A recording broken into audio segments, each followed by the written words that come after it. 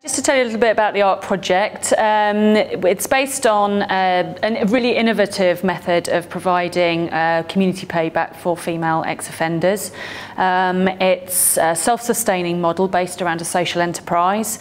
The context of it really is that we provide real work environments for female offenders to come and do their punishment. The advantage of it is that it's relevant, it's pertinent, it teaches them the real skills that they're going to likely to need when they go into the workplace, and clearly provides a great opportunity to learn work ethic, communication skills, team building skills, alongside IT skills, basic skills that which many of them have never really experienced. The key beauty of it is that obviously we're bridging the gap between the offender and local employers, because they're doing a lot of these services for local employers.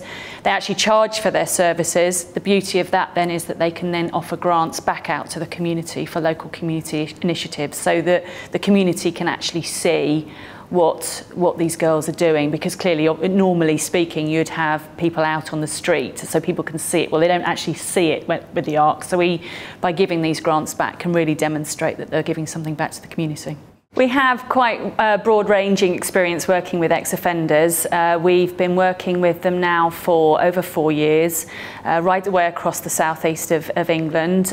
We specifically started with working with Hampshire Probation Trust, delivering some work with them, and over time that's extended right the way across the patch, predominantly working on programmes that support ex-offenders into work. So we have experience of working in the prisons, through the gate, and out into the community. So our work currently is about working in the prisons, and we have secondments in the prisons, so that we can, really do some really good work with them there, and then obviously walk them back out into the community and keep giving them the intensive support out in the community too.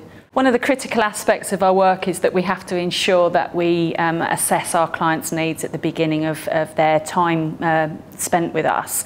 And one of the ways that we do that is to assess not just the basic skills and the IT skills, literacy and numeracy needs, but we also have to evaluate their emotional needs, structural and physical barriers to engagement in its entirety, really. So our assessment process is quite arduous, actually, and what that means at the end of it is that even prior to them even being properly engaged, we have a really clear picture about the concomitant issues that they have, which we need to deal with as part of the pathway of ensuring that they find work. So for us, evaluating their progress is not so difficult, because we're so stringent in terms of what the assessment looks like at the start, and it's quite easy therefore to map what happens afterwards. Our provision is supported by coaches who work out in the community, and one of the key benefits of our whole provision is that it's a mobile delivery model. So therefore the coaches go out, deliver services to these individuals on their turf, in their environments. The beauty of that is that we minimise attrition off the programme, because we are going out to them and we're not asking them to come to us.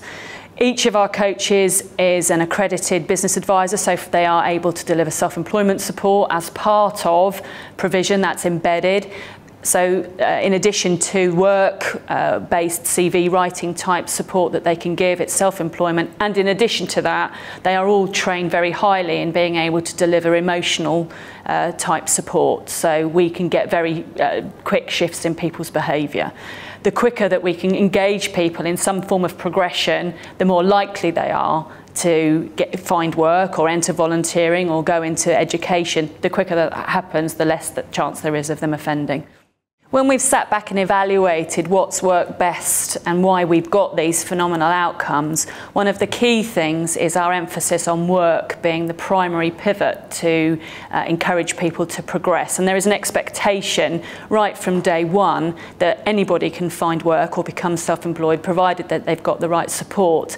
And I think that challenges what previously has happened, where perhaps people might look to using supporting people with their emotional needs first and then bringing work in later. We've tipped it on its head and we've used work as the pivot, and I think because we raise expectations from the start, people believe more quickly that they can progress into work. The results that we have achieved speak for themselves, really. If we look at what Women's Wisdom have achieved overall, last year alone we supported over 60% of the women that we worked with into self-employment or work, and over 90% of those people were enabled to stay in work for a year or more, actually. So I think we have to look at those figures and say, actually, what we're doing works really well.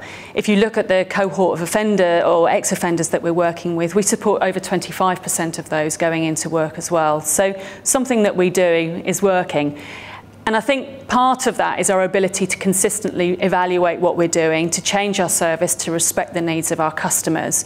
And one of the key reasons that we've had the success that we have is our emphasis on putting work at the heart of the provision that we give to these people. So work is the point at which people enter.